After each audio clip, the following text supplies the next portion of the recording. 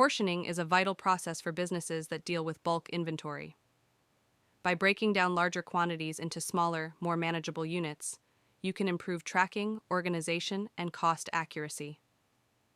In this tutorial, we'll guide you through the process of creating portioning tags to streamline your inventory management.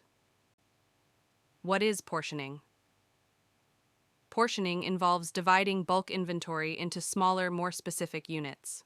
Portioning tags help to calculate more accurate costs by considering factors like cutting loss, offcuts, and packaging. First, log into your Unity Enterprise account using your unique username and password.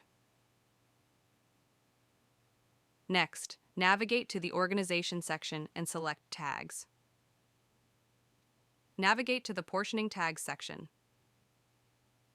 Click the Add or New button to create a new tag.